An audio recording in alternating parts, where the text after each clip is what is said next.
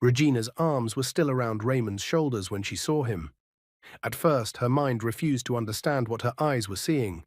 The morning sun was bright over their compound in Guarinpa, Abuja. The gate was half open. Raymond had his office bag in one hand, car keys in the other, and Regina had just hugged him the way wives do when they are trying to hold on to an ordinary morning. A quiet morning. A safe morning. Then she looked toward the front door, and the world stopped. A man stood there, thin, still, covered in dust. His blue long-sleeve shirt, once neat and expensive, now hung on his body in dirty pieces.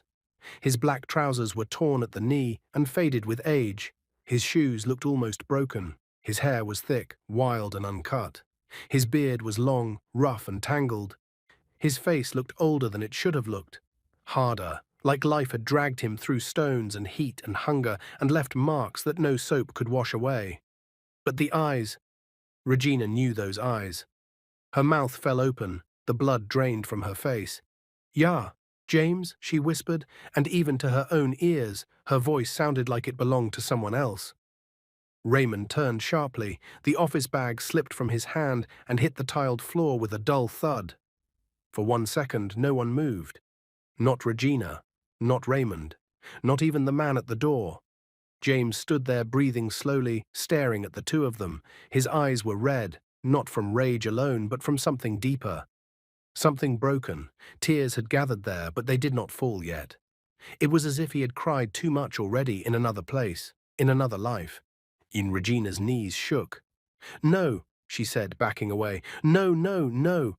Her chest rose fast. She grabbed the edge of Raymond's shirt like a frightened child. "It can't be." James took one slow step forward. "Regina," he said. Just one word. But that voice hit her like thunder. It was weak, dry, older, but it was him. Her scream tore through the compound, then everything went black. She collapsed. Raymond jumped back instead of catching her. That small thing did not escape James. Nothing escaped him anymore. Within seconds, 2 policemen rushed in from outside the gate. "Mr. Raymond Eckenham," one of them shouted, "do not move." Raymond spun around in panic. "What is this? What nonsense is this?" He tried to run toward the side path beside the house, but 2 more officers stepped out from behind a parked Hilux van. One grabbed his arm, another forced him down against the wall. "Leave me," Raymond shouted, struggling hard. "I didn't do anything. Leave me." James did not even look at him. He dropped to his knees beside Regina. For a moment, his dirty hands hovered over her face as if he was afraid to touch her. Afraid she would disappear too. Afraid this was another dream he would wake up from on a cold floor in some hidden place. Then gently, very gently, he touched her cheek. "Regina," he whispered again, and this time his tears fell. One police officer bent near him. "Sir, the ambulance is coming." James nodded, but his eyes never left her face. He had imagined this moment for 6 long years. Not like this, never like this. The first time he pictured coming home, he imagined Regina running to him, crying, yes, but with joy. And he imagined lifting her, holding her, laughing through tears. He never imagined seeing another man in her arms. He never imagined that man would be Raymond. Raymond, his old colleague, his friend. The man who used to sit in his office and complain about traffic on the Kubwa Express Road. The man who once ate jollof rice in his house and praised Regina's cooking. The man who called him brother. Now that same man was on the ground, shouting at the police like a trapped animal. "You don't understand," Raymond barked. "This is a setup. He is lying. He is not even—" One officer tightened the handcuffs. "Be quiet." James slowly stood. Their eyes met. And in that moment, Raymond's face changed. The false anger cracked. Fear came out. Raw fear. James saw it clearly. And that was when he knew one thing for sure. Raymond had always believed he would never return. 3 hours earlier, before the sun rose fully over Abuja, James had sat in silence inside a police vehicle parked 2 streets away from the house. He had not slept the night before. How could he? He kept staring at the familiar neighborhood through the windshield, the same cream-painted walls, the same tall gates, the same mango tree on the next street corner. Even the woman who sold Akara by the junction was still there, arranging her bowl and small stove like she had probably done every morning for years. Life had continued. Without him. He pressed his palm against his chest, as though he could calm the storm inside. But nothing worked. His heart beat too fast. An officer in plain clothes sat beside him. "Are you ready?" James gave a bitter smile. Ready? How could a man be ready to step into the graveyard of his own life? He looked down at his hands. Hard hands now. Scarred hands. Hands that no longer looked like the hands of a respected senior operations manager at Solo Oil and Gas. Once, he wore polished watches and clean cufflinks. Once, he drove a dark grey Camry and talked about quarterly targets and field reports and staff restructuring. Once, he was about to become general manager. His mind went back to that last day. It had been a Thursday. He remembered because Regina had sent him a voice note that afternoon, laughing and reminding him not to forget the bread she wanted from the bakery near the estate gate. He had listened to it twice because he liked the sound of her laugh. It had been one of those bright Abuja evenings when everything felt possible. At the office in Utako, rumors had already spread that the board was going to announce the new general manager the next day. Everyone knew James was the top choice. He had earned it. He was sharp, calm under pressure, respected by workers at the head office and by field staff in Port Harcourt. Even the executive director had once told him, "You have the head for numbers and the heart for people. That is rare." But not everyone was happy. James remembered Raymond's face that evening. Too cheerful, too friendly, too interested. "Big man," Raymond had said, laughing as they stood near the company staircase. "When you become GM tomorrow, don't forget us small people, oh." James had laughed too. "You are not a small person, Raymond. You'll be fine." And Raymond had smiled. A little too long. At the time, James ignored it. Now, he's sitting in the police vehicle 6 years later, that smile haunted him. He remembered leaving the office around 7:20 p.m. He remembered the road home. He remembered slowing down near the turning to his estate. Then a black SUV blocked his car. Fast, sharp, wrong. Before he could reverse, two men opened his door. He fought. Of course he fought. James was not weak then, but one hit came from behind. Then another, a cloth pressed over his nose. The smell was harsh. The world tilted. And the last thing he remembered before darkness took him was one terrible thought. Why are they not asking for money? Back in the present, James closed his eyes inside the police car. That question had followed him for 6 years. Now he knew the answer. This was never kidnapping for ransom. It was removal, clean, quiet, permanent. And someone did not want him dead for money. Someone wanted him gone. Forever. The officer beside him spoke again. "We can still wait." James opened his eyes and looked at the house. "No," he said softly. His voice carried a weight that even surprised him. "I have waited long enough." And now, standing in the compound, while Regina was rushed into the ambulance and Raymond was dragged toward the police van, James looked once more at the front door of the house that used to be his. The flower pots had changed. The curtains were different. But the doormat was still there, the same brown one Regina had bought from JB Market during their second year of marriage because she said imported ones were too expensive and local ones lasted longer anyway. He almost laughed. Instead, he broke inside. Because the house had remembered him more faithfully than the people in it had been allowed to. As the ambulance drove away, one officer turned to James. "Sir," he said carefully, "there is more you need to know. We found documents, messages, transfers. This case is bigger than we first thought." James lifted his head slowly. On the other side of the compound, Raymond suddenly stopped struggling and shouted with a wild, desperate voice, "James, you don't know everything. If she tells you what happened after you disappeared, you will never forgive her." James froze, and for the first time since returning home, he turned away from the police and looked straight at Raymond. What did he mean? What exactly had Regina been hiding all these years? The siren of the ambulance faded into the distance, but Raymond's words did not. They stayed. Loud. Heavy. Unfinished. James stood still in the compound long after the police vehicle drove away with Raymond inside. Dust floated in the air, glowing softly under the morning sun. Everything looked normal. too normal. A neighbor across the street peeked through her curtain. Life was already watching. James slowly walked toward the gate. Each step felt strange, like he was walking inside a dream that could break at any moment. He placed his hand on the metal gate and held it there for a second. Cold.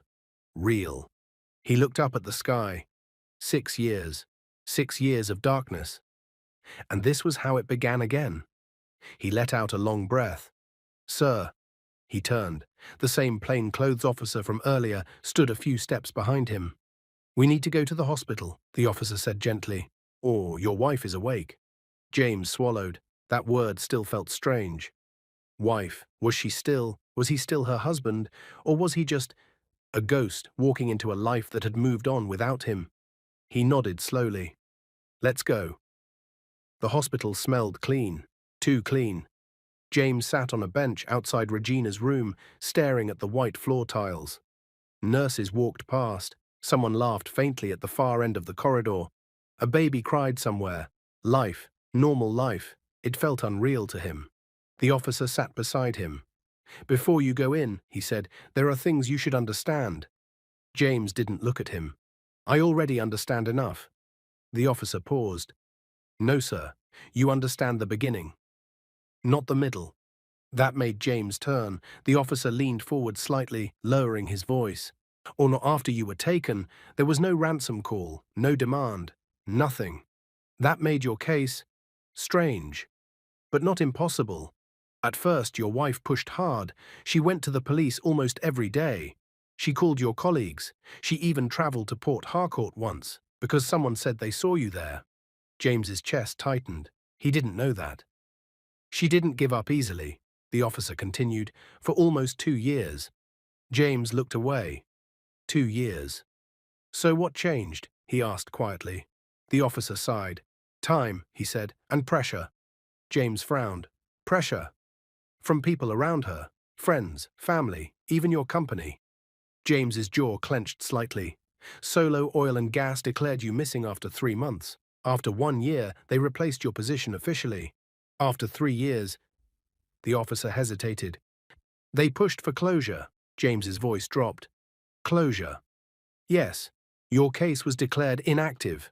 Legally, you were presumed dead." Dead. The word hit him like a dull hammer. The officer continued, softer now. "There was a burial." James blinked slowly. "A what?" "A symbolic one. Empty casket. It helped your family move on." Move on. James gave a small, broken laugh. "They buried nothing," he said. "And yet, everything was gone." Silence settled between them. Then the officer spoke again. "And Raymond?" James's eyes hardened instantly. "What about him?" The officer adjusted his seat. He stepped in. James didn't respond.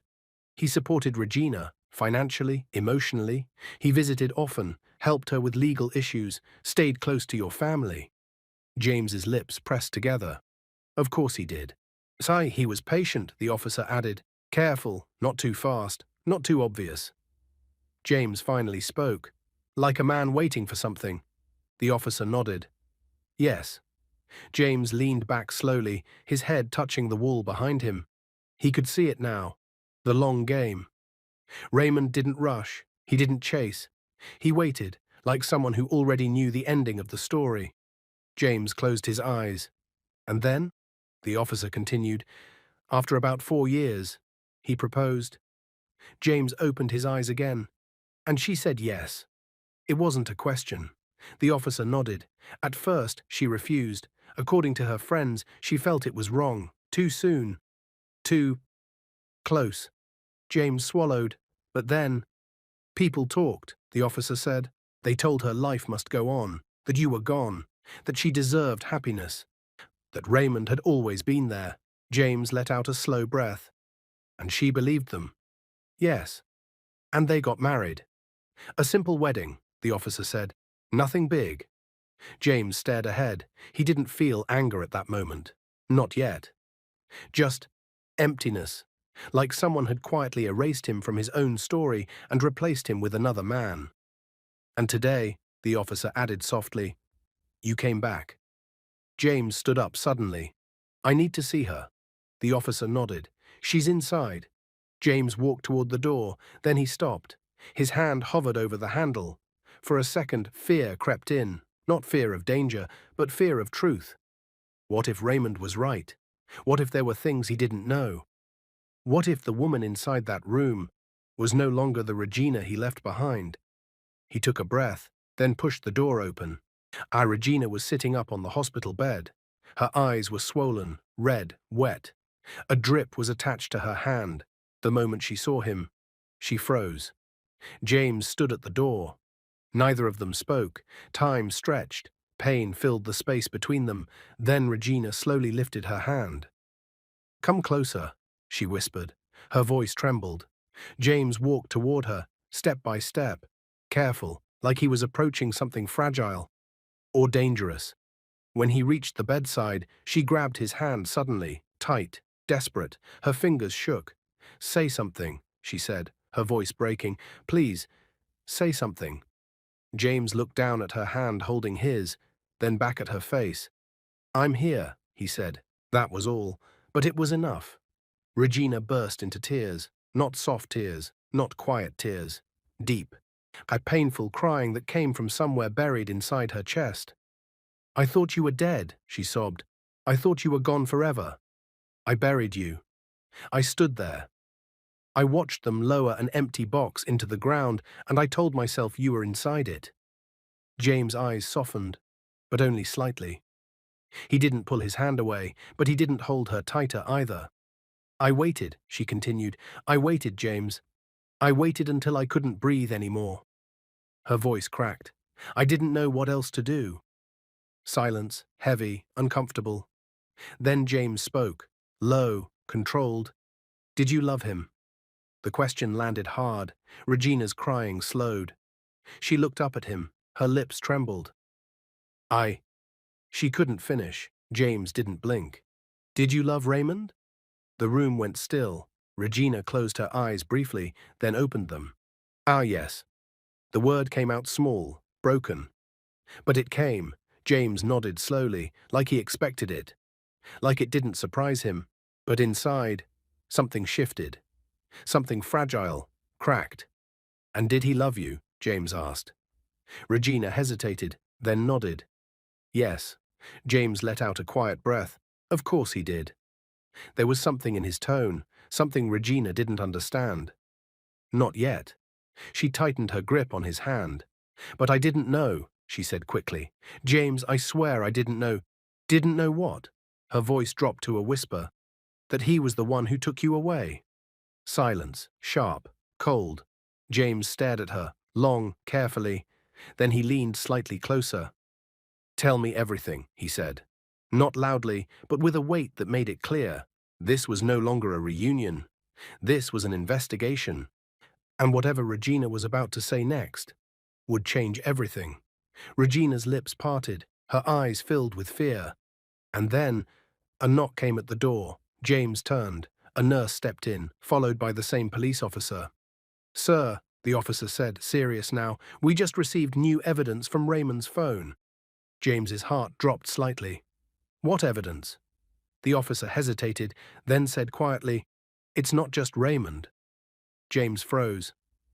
"What do you mean?" The officer looked at Regina, then back at James. "There was someone else involved in your disappearance."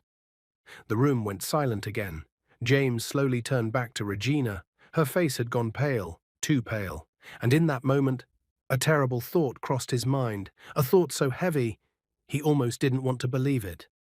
The room felt smaller, and like the walls had moved closer without anyone noticing.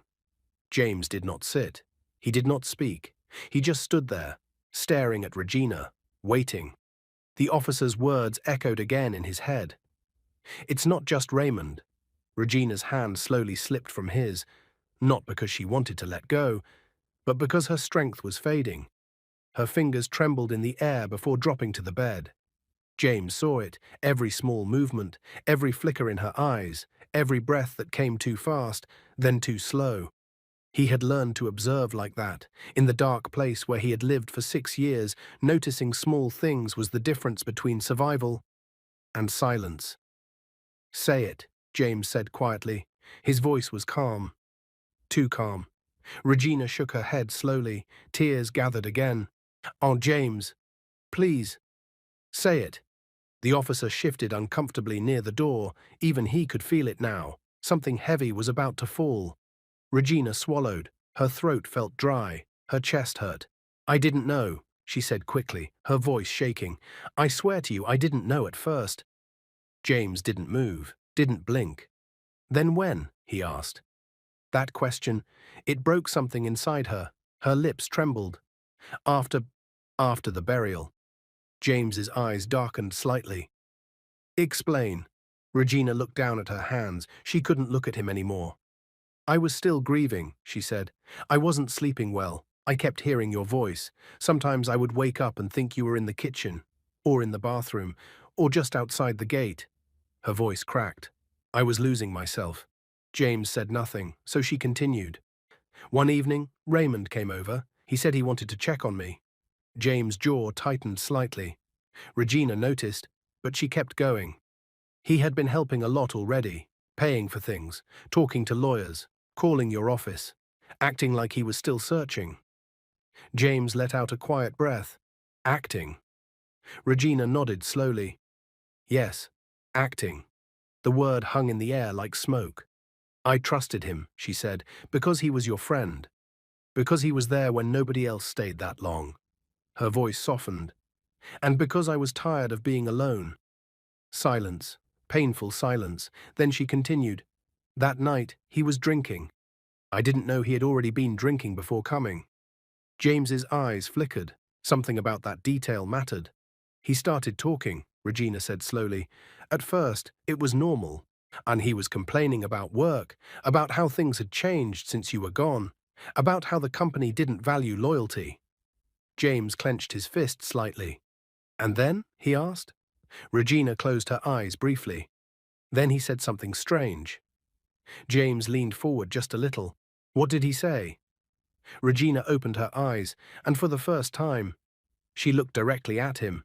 He said, "Some people just disappear when it's their time."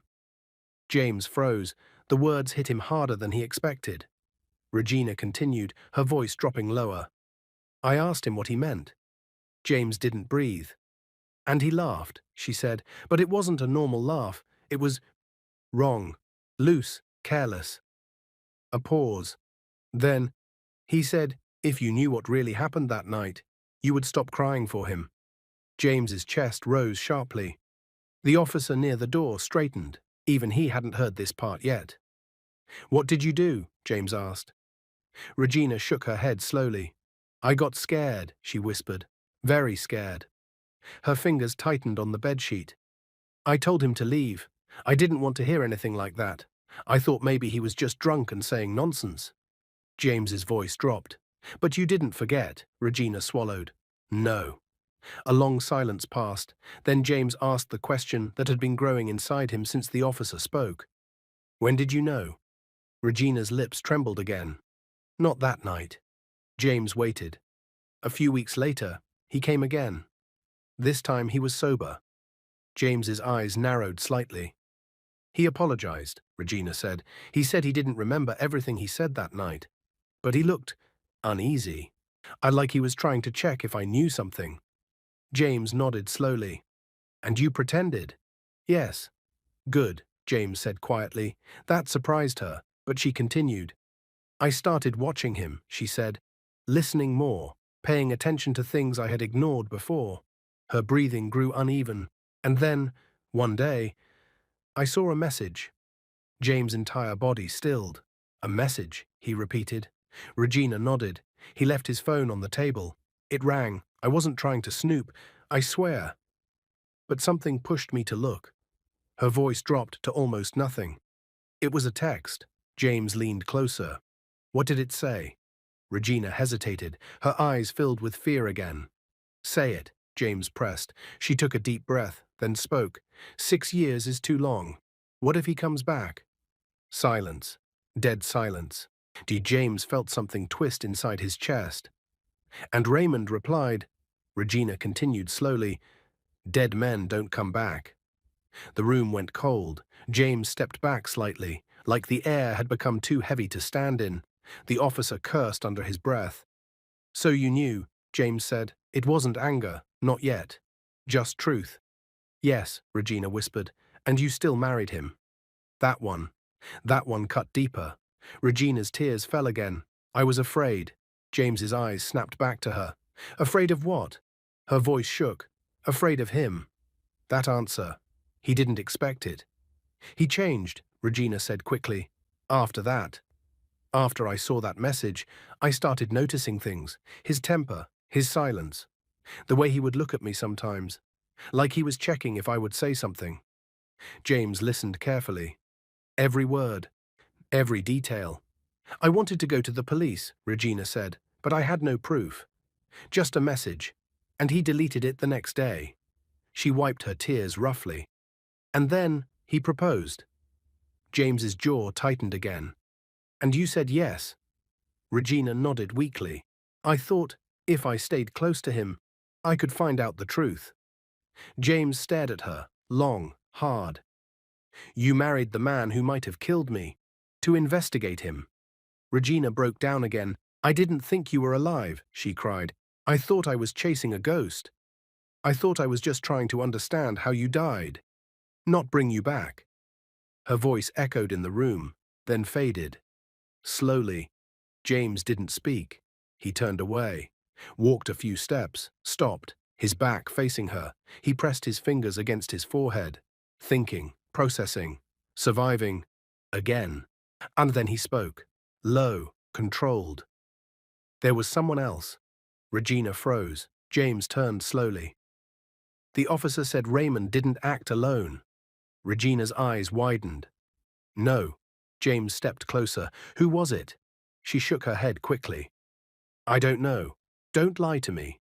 "I'm not lying," she cried.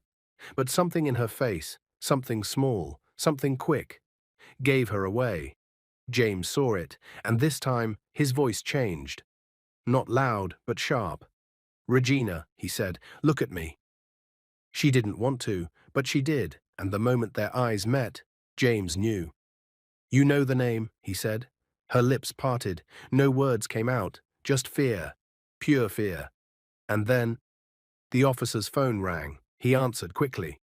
"Yes?" Silence, then his face changed. "Are you serious?" James turned. "What is it?" The officer lowered the phone slowly, and his voice was heavy. "Raymond just made a statement." James's heart pounded.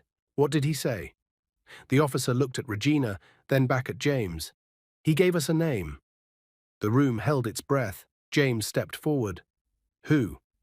The officer hesitated, then said it, and the moment the name left his mouth, Regina let out a broken scream.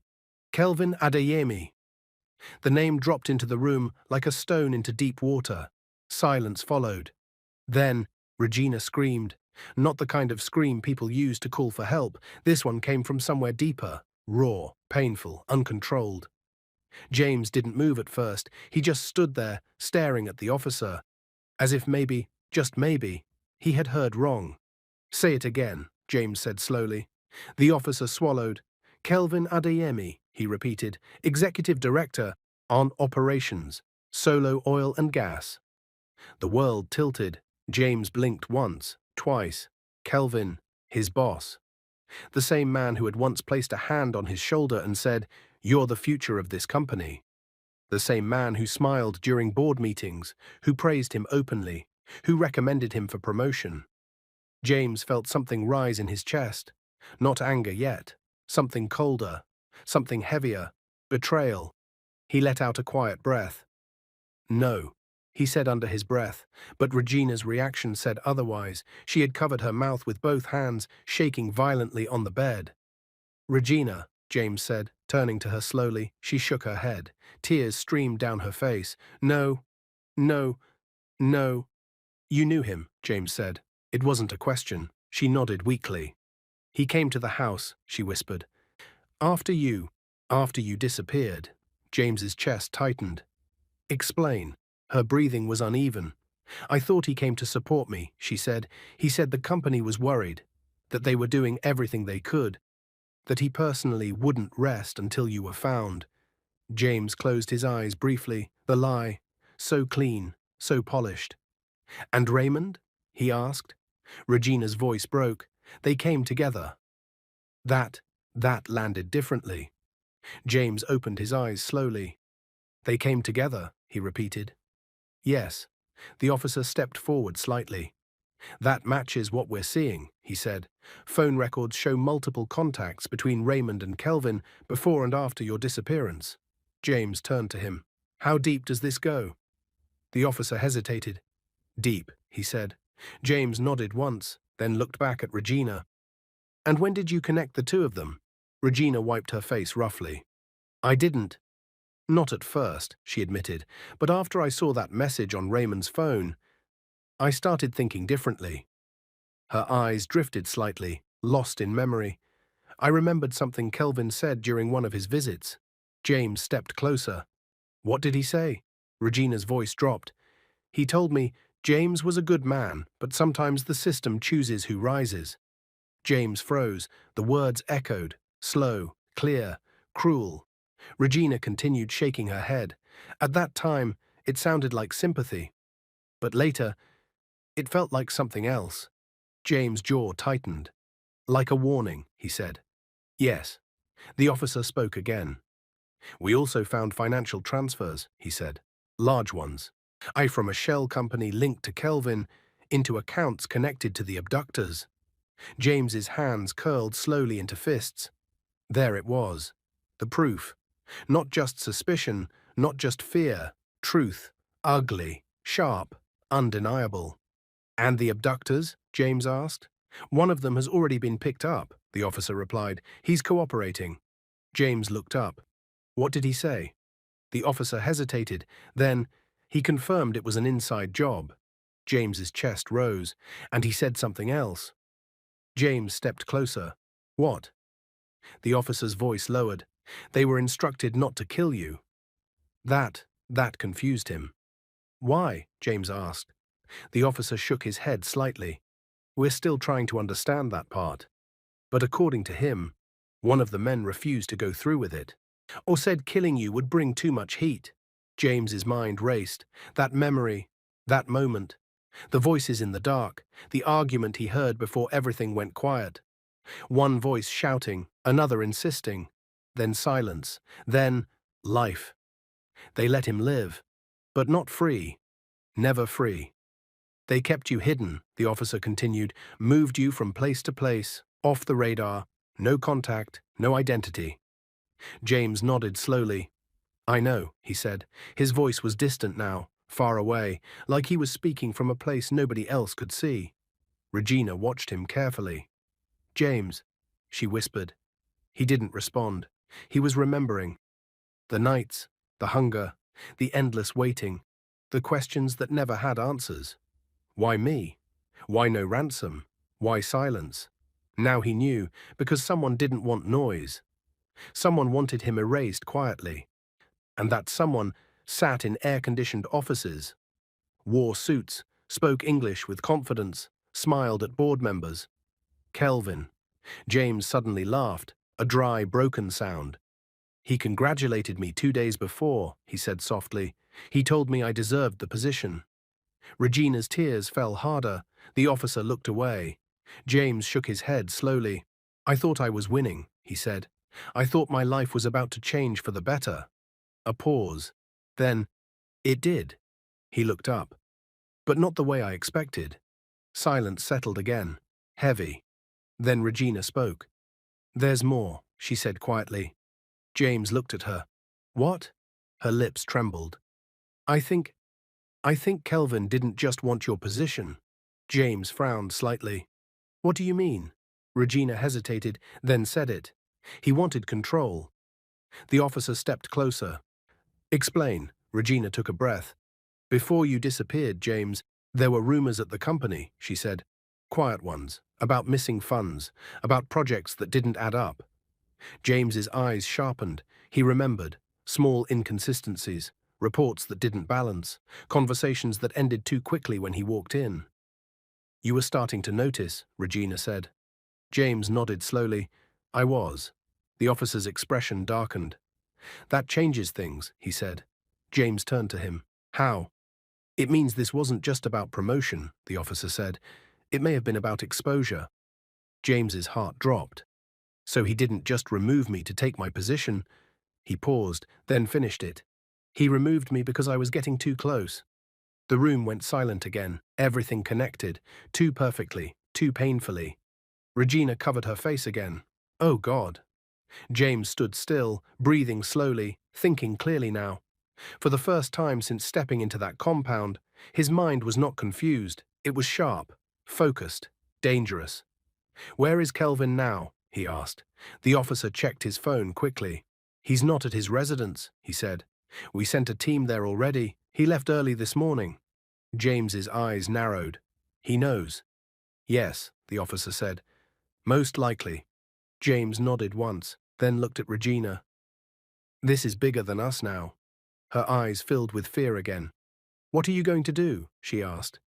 James didn't answer immediately. He turned toward the window, looked outside. The city moved as usual. Cars, people, noise, life. But somewhere in that same city, a man who tried to erase him was running. And for the first time in 6 years, James was not the one hiding. He turned back slowly. His voice was calm, cold, certain. I'm going to finish what he started. Regina's breath caught. The officer stepped forward quickly. James, we need to handle this legally. James looked at him and gave a faint smile. I didn't say I would break the law, he said. A pause. But I'm not running anymore. Silence, heavy, final. Then, a nurse rushed into the room. Officer, she called urgently, there's a situation downstairs. The officer turned. What happened? The nurse looked shaken. There's a man asking for James. James frowned. What man? The nurse hesitated, then said, he says, he's one of the men who kept you alive. James froze. The air shifted again. Another piece of the past had just walked into the present.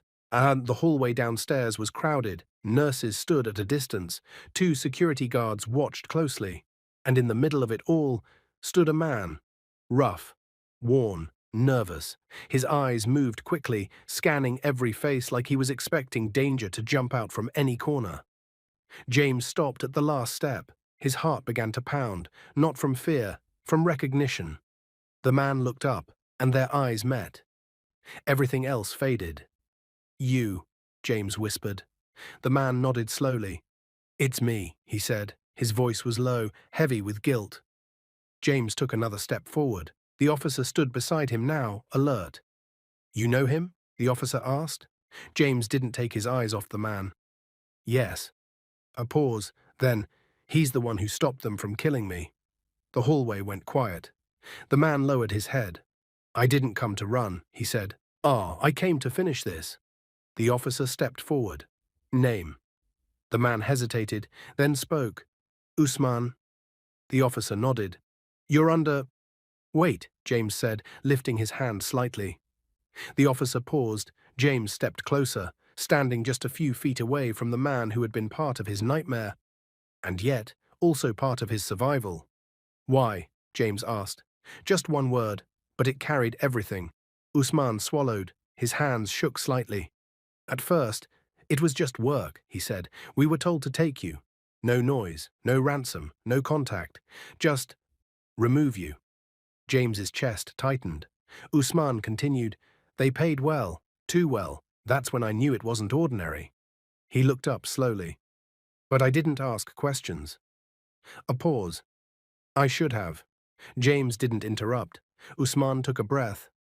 The plan was to keep you for a few days, then end it. Silence. But that night, Usman continued, his voice dropping, you fought back, hard. Even after we hit you, even after we tied you, you were still fighting. James remembered. Fragments, pain, blurred faces, the smell of dirt and fuel. And then you said something, Usman added. James frowned. What? Usman looked at him. You said, if you need money, take everything. But don't take my life. My wife is waiting for me. James's throat tightened. He didn't remember saying it, but it sounded like something he would say. Usman's eyes filled slightly. That stayed with me, he said. I don't know why. Maybe because I have a wife too. A long pause.